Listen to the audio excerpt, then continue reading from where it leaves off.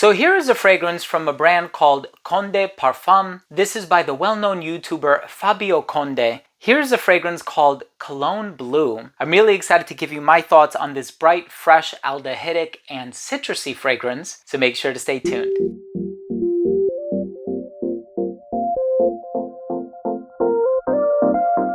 Now, before I begin today's episode and I give you my thoughts on this fragrance from 2018, it's called Cologne Bleue. Of course, this is a very bright, zesty, citrusy fragrance, but before I begin the video, I do want to mention that if you are a fan of fragrance-related content, please do consider supporting the channel by subscribing to it, hit the bell icon, and also give this video a thumbs up for the algorithm. It would really, really mean a lot to me. So here we have a fragrance that came out a few years ago, about 5 years ago if you're watching this video when I'm publishing it. This came out in 2018.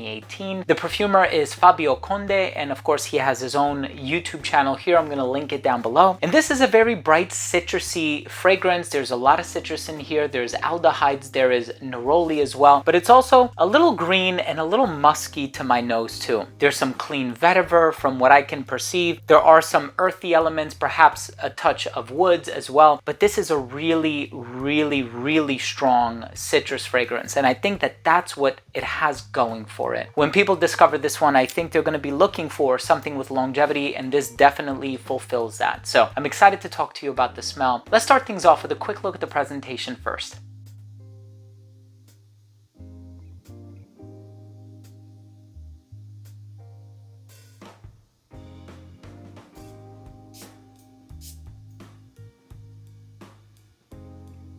So right in the opening of this fragrance, you are going to get this bright, zesty, effervescent appeal. And it does open up with the aldehyde, so it's very sparkling, and it has this sort of fizzy, carbonated appeal to it, and I really, really enjoy that. Now, of course, a lot of times when people think aldehydes, they think of Chanel's No. 5. That's not what's happening in here. It doesn't give off this vintage, old world feel, but it does give off this bright aspect that I think allows you to be noticed when you're wearing this fragrance right off the bat. Now, there's a lot of citrus in here as well, so it does open up very, very, very zesty. And of course there's a lot of neroli. I wouldn't be surprised if there's also petitgrain in this as well, because it's a tad bit on the woodsy side of things too. And of course, just because of the inclusion of the neroli, people are going to be thinking about fragrances like 4711 or Neroli Portofino by Tom Ford, and it's kind of within that vein, but this one is stronger, much, much, much stronger. 4711 gives me 30 minutes longevity. Neroli Portofino gives me 3 to 4 hours. This fragrance gives me 9.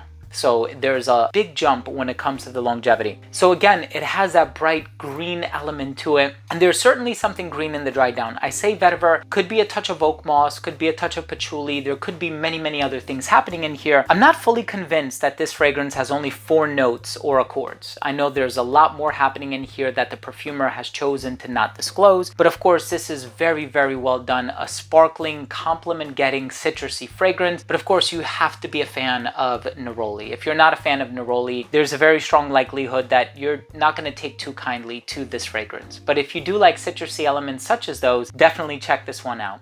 Let's go ahead and finish things off with my overall assessment. So first up, in terms of the uniqueness and the overall smell, this is a unique fragrance, bypassing the fact that I mentioned 4711, Neroli Portofino. There's been so many fragrances that utilize that combination of ingredients, but this one is earthier, it's stronger, it's longer lasting, and it has that added aldehydic opening that you're not going to find in those other fragrances. So all things considered, it is on the unique side of things, and it is very approachable, very mass appealing. Longevity on this one, I want to say, is about 9 hours on my skin, 8 to 9 hours, depending on your skin chemistry. Projection for this one is also very good, I would say, for the first hour of application, hour and a half, way beyond an arm's length, and the citrus certainly contributes to that. It became an elbow's length scent right around hour 6, 6.5, a skin scent right around hour 9. In terms of the versatility, I think some people would argue it leans traditionally masculine, but it's totally unisex, great for casual, great for formal, great for the hotter weather, but you can pull this off in the autumn as well because it's so strong, and I think anybody of any age could truly appreciate this one too. In terms of the presentation, you do have the drawer style style presentation with the foam insert with the silhouette of the bottle. And I think it's a really nice presentation, all of the pertinent information on the sticker on the back here. My final verdict on this fragrance is, if you're looking for a super long lasting citrus fragrance, a lot of neroli, a lot of lemon, perhaps some petitgrain, check this fragrance out from Conde Parfum. It's called Cologne Bleue. Sorry for my dogs barking in the background, but